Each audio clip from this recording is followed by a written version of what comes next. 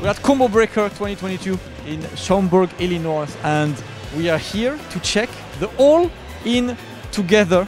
This is the place to be at Combo Breaker. What the hell is All In Together, Tyrant? So All In Together is 25 tournaments they're hosting here at Combo Breaker, and it's a tradition that they have to give exposure to the smaller communities in fighting games. You know, games that are not the ones that get a lot of support from the developers, such as Street Fighter, Tekken, you know, these big games. You know, it's all the smaller games with the smaller communities to give everybody a fair chance to compete in the fighting games they love. Well, that's what I want to check. I see already action behind. Let's go check it out.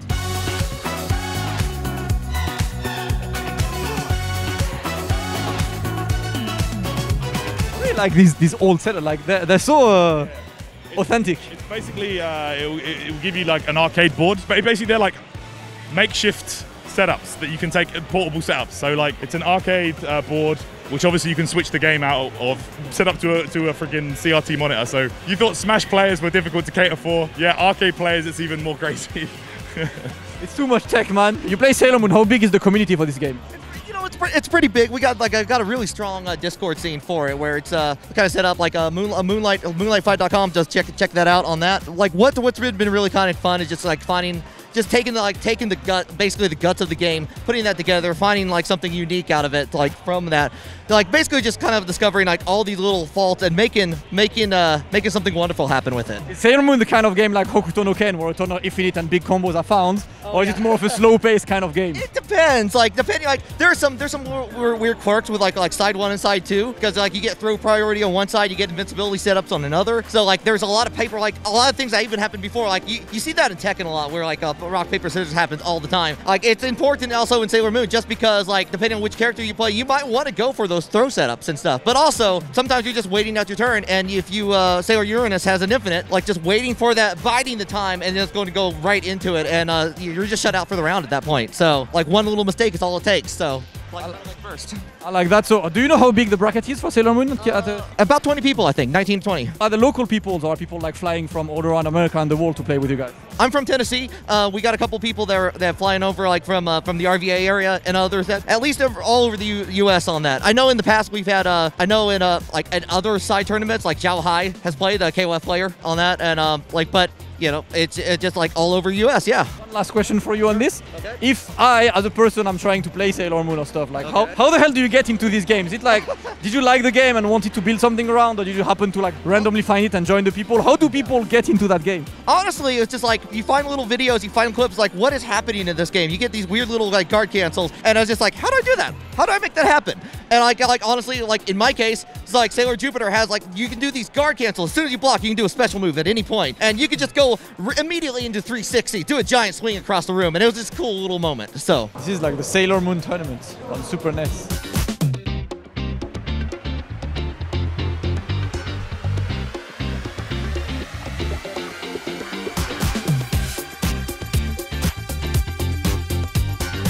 Did you just win your match? Yes, I did.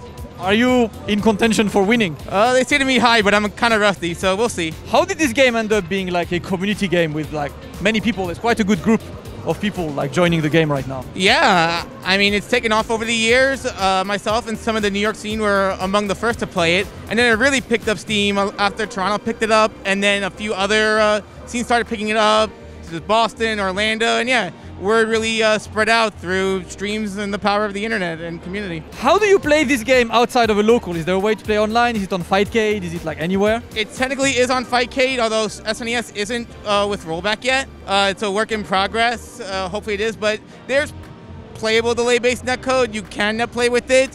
It's not the preferred way, but you know, it'll get you to learn. If I'm a person who's trying to play that game, how do I get into it? Is there a community? Is there a website, a Discord? Yes, absolutely. There is a Sailor Moon Discord, as well as a greater SNES Fighters Discord as well. New Challenger Wiki has the wiki information for this game. So yeah, we do have a large Discord community that'll be happy to get games or help teach you the ins and outs. Typically speaking, like, do you get a lot of new players throughout the years? Are a lot of people getting interested in this game? How is like the player flow? I would say about 4 or 5 years ago was when like a lot of new players started picking it up, because that's when the game started to really come into the community and to get established. And I think it's kind of slowed down, partly because of the lack of rollback netcode. But you know, with events coming back and dedicated people here to bring setups. Now's a great time to give it another shot. Well, I think I'm gonna give it a shot at some point, but thank you so much and good luck in the tournament. Oh, that's a TMNT, yeah. Turtle tournament fighter. Yeah. It actually looks cool, I'm not gonna lie. It actually looks very good. Like visually, it flows well, it moves well. Oh, is that the Super Dragon Ball Z station? Nice to meet you. Nice to meet you guys. Yeah, nice to meet you, bro. I feel like I've heard your What exactly is in this setup? This is Undamned's USB decoders. Yeah. So they basically take your USB controller and map them out to buttons. And this is kind of like a fighting board that you would normally put in a fight stick. So you like wire your buttons to like the PCB. And it's a multi-console PCB for like older hardware, like PS2, NES even, like Super Nintendo. But since it takes the button wires, I'm just pairing them together and powering the decoders. We have it going to the, what do you call it? It's just 5 volts it needs. Yeah, out goes the PS2 wire for the controller, and yeah, that's all you need. So did you make that adapter yourself? Like, is it for all DIY or? This idea, I got it from the people who are into the Super Nintendo games. They like use these all the time, this sort of setup. You're here to show to spread the love about Super Dragon Ball then? Yeah, I love introducing it to people because I feel like a lot of people weren't introduced to it properly, like especially outside of Japan. It didn't come out in arcades. It's just like another DBZ game on PS2, like what's new, you know? What's the game saying so far? Because I know this guy taught me the game a bit and it sounds like a very fun game, but what's your view on it? It's interesting, but it's going to be a lot to learn if I'm actually going to take it seriously. Whatever you think is best for him to learn the ropes and then get punched up. Of course you would play broken characters.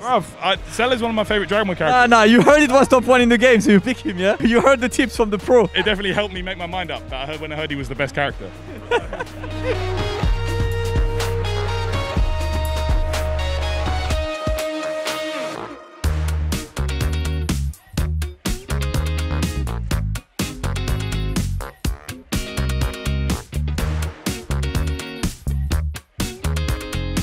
Man got esports. Thoughts? It's actually really fun. Like, I can tell there's like a lot of execution in some of this stuff. So it's like, I actually want to kind of learn the combos and stuff now. Yeah, I like it. It's a sick game. We might have created a try hard, man. I'm going to come back, bro. We're going to come back. It's going to be over for you, man. Let's go, Dan. Let's go try other games. Thank you so much. What's up? Damascus. It's been so long. What the hell is ST first for the people who don't know? ST is Super Turbo, Street Fighter 2. A lot of people play Street Fighter 2. Obviously, people think Street Fighter 2 is an old person's game, which you're not. How the hell did you get into? My old job in 2015, it was like a boutique shop in Brooklyn. Like they sell streetwear clothing, and they had a Street Fighter 2 cabinet inside. I ignored that machine for like a few months until my coworker started playing on it. I was playing with him for fun, and then he beat me up so bad, I decided to learn the game. So I learned it from my old job. How easy do you think it is for someone who has never played ST to just join the community now? I guess just go out there to locals with your friends and play the game with other people, right? Typically, right, Combo Breaker runs a ton of side events on like games that are that are older games, but that's super played. You play a ton of ST, right? Yeah, I play Super Turbo, I play Dirt Strike. I qualified in both in top 16, so I'm still playing ST right now as we speak. I'm in losers right now because I lost, but it's okay. I think people should play these games because they are going to teach you basic fundamentals that we had to explore back then also. I mean, you don't need a lot of tech in these games, you just need a lot of reactions, good fundamental footsies. That's all you need. You know, for these games, like, because obviously you run quite a few like mini events on your arcades and stuff about this game. How is the flow of players? Are there like a lot of new players interested? How do people get into these games? How do old people get into this train? It's usually their friends play it, and then when they play with their friends, they have a common goal is to like try to win. Usually at the store, people are introduced because they come downstairs, they walk around and say, hey, this game looks interesting. Why are people playing it? And then they talk to the people and they get to know them, become friends, and they start competition. So is there any story of someone who's maybe newer to ST? Because obviously ST is an older game, right? But is there anyone who's like newer to ST and actually winning tournaments or doing very well? Or is it entirely like the old guards holding the fort? I don't think it's like entirely old guards. I think it's somewhere in between. There's new people. There's an 18-year-old kid here that was playing Blanca. He's really good.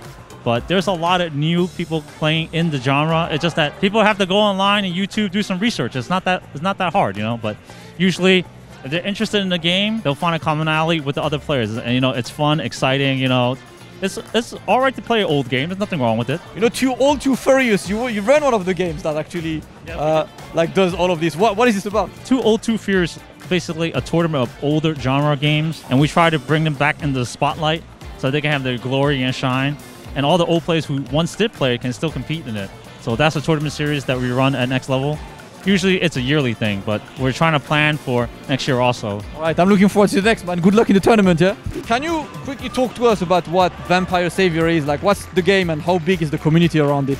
Yeah, for sure. So Vampire Savior is the third game in the Darkstalker series. Yeah, it came out in '94 or something like that. The scene over here in the States has been getting bigger and bigger. Especially, one of the events that has done that is CB. This is probably entrance-wise either the first or second biggest vampire tournament every year. And it's just been awesome seeing the community grow and grow over here. It's a hell of a fun game and really fast, furious action. I fell in love with it. It's really cool. So how big is the tournament at Combo Breaker, the bracket? How many people did enter this tournament? This year, I think it's 96. Yeah, so a pretty sizable one. Not the biggest we've had here at Combo Breaker, but all things considered, that's pretty good. Are these people from a specific place in the US or all around the US or maybe outside of the US as well? For the most part, all over the US, from what I found. There's definitely hot spots. Here in Chicago is one of them. Ohio, Cincinnati, that's another big one. Pacific Northwest, Seattle, New York. But yeah, I was looking at I was TOing it and looking at the bracket and I was like, oh wow. People from all over. Usually we get a couple of international entrants, but this year's a little different. How do people get into Vampire Savior today? I would say probably the main way to get involved if you're interested in learning the game, there's a Vampire Savior Discord, bit.ly/VSAV Discord NA. Other communities out there, we used to be on the Facebook community, that used to be a big one. Still there, but most of the competitive VSAV scene has moved over to the Discord community. How many times a year do you guys meet up in the VSAV meetup? Because obviously there is Combo Breaker. Definitely at other events. I run the tournament at EVO usually. ECT, a lot of the East Coast events, the Big E events, there's usually a Vampire Savior bracket there. Texas Showdown has tournaments. You can pretty much find them at all the big majors.